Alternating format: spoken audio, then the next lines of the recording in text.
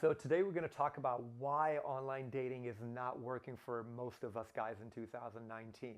Now we go through these ups and downs, this emotional roller coaster when we're on online dating apps. And there's some fundamental mistakes that we're making while we're on these apps, which is actually reducing our self-esteem and increasing our anxieties.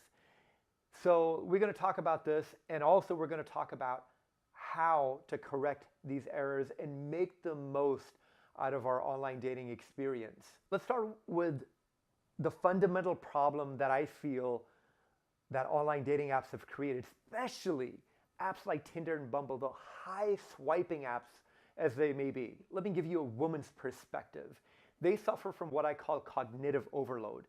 Believe it or not, in urban environments, the average woman may get 30 to 40 likes a day.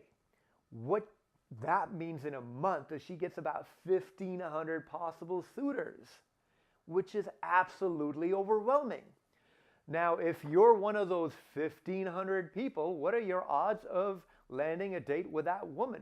Very, very low. Your odds may be higher of chatting it up with her on the dating app, but to getting the number, to actually meeting her in person, and even if you do get a date, you're on a date with somebody who has been inundated with countless options. And even while you're on this date, her phone's going to be going off with just more matches there to replace you. So this is just a bad situation for women and men. But the problem is that men are addicted to the swipes on Tinder and Bumble because you get a lot of options. There's a lot of eye candy. So for instance, if you're on a site like Tinder, you may end up getting 30 matches a week. Of those 30 matches, maybe 15 may respond back. Of those 15 that do respond back, maybe you get 5 or 6 real conversations. Of those 5 or 6, you just may end up getting one date. And that date, as you know, would probably be pretty disconnected. So these high swiping dating apps for men and women actually involve a lot of work. At the same time, don't bring in a lot of reward. But we somehow get addicted to the dopamine loop of swiping that's been created. So University of Texas study, believe it or not, found that people that were on Tinder reported high levels of anxiety and much lower levels of self-esteem and even depression for that matter of fact. Let me put it this way.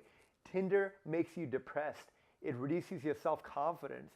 And that actually means you're going to end up, in real life, when you come across a person that you'd want to connect to, you'd have a much lesser chance of doing so. So to combat this problem, here's what I would recommend. Get on apps which are not swiping apps.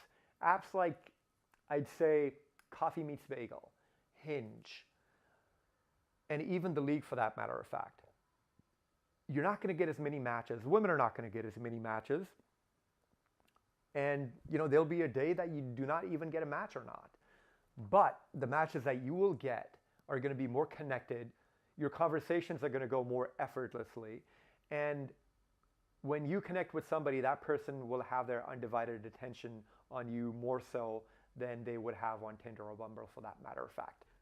So these apps are designed to combat the cognitive overload that people may suffer from on swiping apps. And lastly, you're going to be spending a lot less time on these apps as well too. And that actually means that you're not going to be beholden to these apps. These apps are not going to be linked to your self-esteem. And you're going to feel much more confident, much less anxious as well. When you do get on these apps, it's really important to realize one thing. They showcase your looks rather than your personality. That is a problem. But there is a way to communicate personality in pictures. So the first picture that you have of you could be a straight up profile picture. Just like if I was to take a picture of this YouTube video, this is me from, the bus stop or what have you. Now, the rest of the pictures need to be communicating something. They need to be communicating who you are as a person, what you like, and what your values are. If you're somebody who's spiritual, take a picture of you doing yoga. If you're somebody who's active, take a picture of you hiking or surfing. If you're family oriented, take a picture with your family. If you're somebody who's a performer or what have you, take a picture of you performing. And then last but not least, do not make online dating your only dating strategy. It should be a supplement to meeting people organically. It should not be a replacement. I would say limit your time on online dating apps to no more than 10 minutes a day, maybe 15. Get those app blockers downloaded on your phone and just limit yourself so this way you do not have to will your way not to go ahead and log into online dating apps. 10, 15 minutes is all you get. Even if you spend a whole lot more time on it, I guarantee your results are not going to be much better. But if you spend less time, you're just going to be less stressed and you're going to be in a much better headspace. If you don't have a strategy outside of online dating, sign up for a meetup.